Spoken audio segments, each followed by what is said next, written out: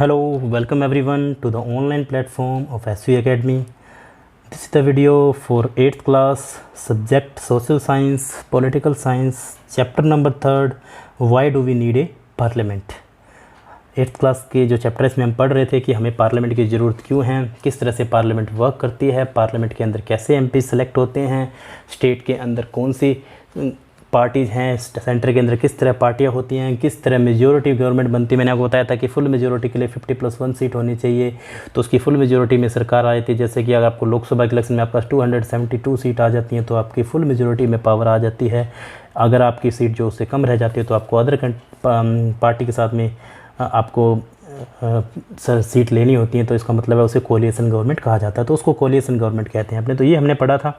हमने ये भी पढ़ा था कि 2014 के इलेक्शन में, 2009 के इलेक्शन में किस तरह से किस पार्टी को कितनी सीट आई। तो 2014 के इलेक्शन में बीजेपी जो है उसने 282 सीट हासिल की थी, जिस वजह से उसको किसी भी पार्टी से कोलिएशन करने की ज़रूरत नहीं पड़ी, फुल मेजॉरिटी सरकार बनाई। But if you talk about at the 2009 तो वहाँ पे उनको कांग्रेस को क्या है 206 सीट आई, जिस वजह से उसे कोलिएशन करना पड़ा मेजॉरिटी बनाने के लिए, तब जाके वो कोलिएशन गवर्नमेंट बना पाए थे। तो पिछले वीडियो में हमने ये पढ़ा और किस तरह से राज्यसभा जो होती है उसके अंदर कितनी सीट्स होती हैं उसके बारे में भी पढ़ा। सो आगे अब हम कंटिन्यू करते हैं। द पार्लियामेंट वाइल, अब देखो क्या क्या चीज़ें पढ़ेंगे। To control, guide and inform the government, कैसे कंट्रोल किया जाता है, कैसे गाइड किया जाता है, कैसे इन्फॉर्म किया जाता है गवर्नमेंट को। The parliament while the session, session के अंदर जब पार्लियामेंट होती है, begin with a question hour, जब क्वेश्चन आवर स्टार्ट होता है।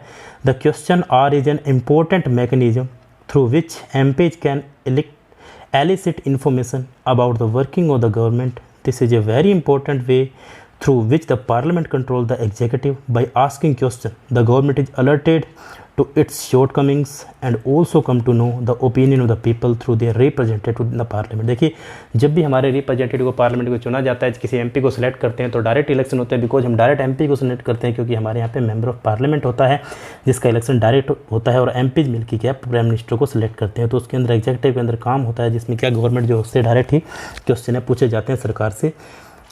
Asking question to the government और the crucial task for every MP के लिए बहुत बड़ी टास्क होती है क्योंकि उसे हर 5 साल बाद में वापस भी आना है।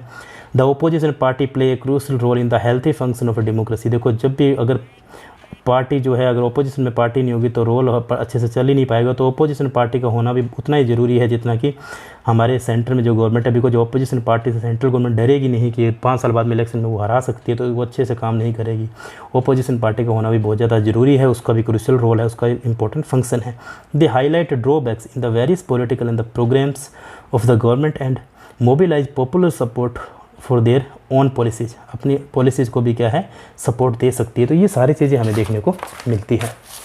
अब बात करते हैं, एग्जांपल दे रखे हैं पार्लियामेंट के, जैसे कि लोकसभा है और उसके बाद में ऑन स्टेट क्वेश्चन 14 नंबर दे रखा है, coverage of the scheme of the children के लिए मनोज राजौरिया ने लिखा है। Will the minister of women and the child development be please to the state के लिए वो यानी कि काम करती है। Whether the government proposed to convey various scheme or policies for the children in the country, if so the detail therefore, if no the reason therefore। मतलब ऐसा क्यों है कि गवर्नमेंट जो है उसका पर्पज हमेशा होता है कि स्कीम चिल्ड्रन के लिए बनाई जाए। देखिए अब क्या क्या क्वेश्चन, देखो minister of the state of the ministry of the women and the child development doctor Virendra Kumar ने बताया। इसके अंदर इसके आंसर भी दिया, देखिए क्या है A to C देर का, इसने क्या क्या है A to C आंसर दे रखे हैं सारे। पहला एक आंसर दिया है कि जो द मिनिस्ट्री है development the national plan of the action for children 2016 में बनाया, which largely drawn up the existing program and schemes of various minister department. It provide a framework for convergence and the coordination between minister and the department के बीच में coordinate किया गया। Government और जो encourage करती है कलेक्टिव एक्शन चलाती है जिसमें क्या है जितने भी स्टेक होल्डर हैं उनको एड्रेस दिया जाता है। Multi dimensional schemes, vulnerabilities experience by the children को मौका मिले। द नेशनल प्लान जो है एक्शन है चिल्ड्रन के लिए 2016 में कैटेगराइज किए गए, जिसमें चिल्ड्रन को राइट मिला 4 की है उनकी, सर्वाइवल, हेल्थ, न्यूट्रिशन उनको मिले, एजुकेशन, डेवलपमेंट मिले, प्रोटेक्शन मिले, पार्टिसिपेशन कर सकें। तो ये it definite the to program scheme the policy as well the sketch stakeholder of the implementation of the different strategies. हर स्ट्रेटजी के अंदर क्या अलग अलग तरीके से क्या इम्प्लीमेंट भी किया जाए यानी कि काम हो सके। In the above question what information is being sort from the minister of the women and the child development. देखिए चाइल्ड डेवलपमेंट के थ्रू क्या है, चाइल्ड का विकास कितना हुआ है, कितना यानी कि काम कर रहे हैं, उस चीज़ पे भी यानी कि बात की जाती है। If you were A member of the parliament, अगर मेंबर ऑफ पार्लियामेंट होते कौन कौन से क्वेश्चन आप करते हैं, बिल्कुल यही क्वेश्चन करते हैं कि क्या हमारे यहाँ पे जो रोज़गार है वो पूर्ण रूप से मिल पा रहा है, नहीं मिल पा रहा है, हमारे मेंबर ऑफ पार्लियामेंट एरिया में कितना बजट आता है और किस तरह से उसका काम किया जाता है, एजुकेशन पे कितना खर्च होता है, ये सारे क्वेश्चन हमारे माइंड में हो सकते थे। The government gets valuable feedback and kept on its toes by the question asked by the MPs in additional in all matters dealing with finance. The parliament approval is crucial for the government. देखो government के लिए parliament approval बहुत ज़रूरी है। This is one of the several ways in which the parliament control करती है, guide करती है, इन्फॉर्म करती है द गवर्नमेंट को। द MP जो भी हैं, रिप्रेजेंटेटिव हैं, पीपल हैं, जितने भी, उनका भी कंट्रोल रहता है और गाइडिंग करते हैं, वो इन्फॉर्म करते हैं पार्लियामेंट को। ये की है हमारी एस्पेक्ट है, हमारा फंक्शन है हमारी इंडियन डेमोक्रेसी का, ये बहुत इंपॉर्टेंट है। लॉ मेकिंग देखो किस तरह से कानून काम करता है हमारे डेमोक्रेसी में। Law making is a significant function of the parliament, we shall read about the in the next chapter में पढ़ेंगे। पीपल जो है पार्लियामेंट के वो कौन कौन होते हैं। पार्लियामेंट जो है now more has more and more people from different background से होते हैं। एग्जाम्पल के लिए there are more rural member है the also member of the many regional party से भी होते हैं। Group and people that were till now unrepresented are beginning to get collected to parliament. There has also been an increase in the political participation from the Dalit और backward class से भी आए हैं। Let us look at the following table that show the percentage of the population who voted in Lok Sabha, कितने लोग लोकसभा में vote दिए different years के अंदर। अपने बात करें 1951 से अगर 1952 की बात करें तो वोटिंग हुई थी 61.16%। फिर 1967 में फोर्थ जब टाइम इलेक्शन हुए तो 61.33 हो गई। फिफ्थ टाइम इलेक्शन हुए 1971 में जब वोर हुआ था तो उस वजह से कम वोटिंग हुई, 55.29% ही हो पाई, कम हो गया। सिक्स्थ में 1977 में 60.49 हुआ, थोड़ा सा ज़्यादा हुआ, लेकिन 1951 और 61 और 67 के मुकाबले कम था। फिर एट्थ टाइम 1984 में 1985 तक 64.041% हो गया। फिर 10th टाइम 1991 से लेकर 1992 तक अगर बात करें तो 55.88% हुआ।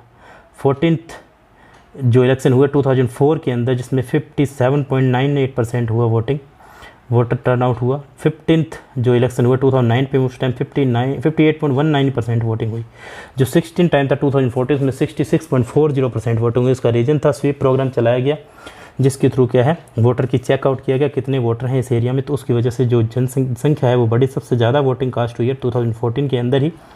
और it has been observe that representative democracy can produce a perfect reflection of society, therefore the realization that when interest and the experience separate us, it's important to ensure that community that have been historical marginalized are given adequate representation इसको मिलता है, जिस वजह से वो लोग vote करने जाते हैं।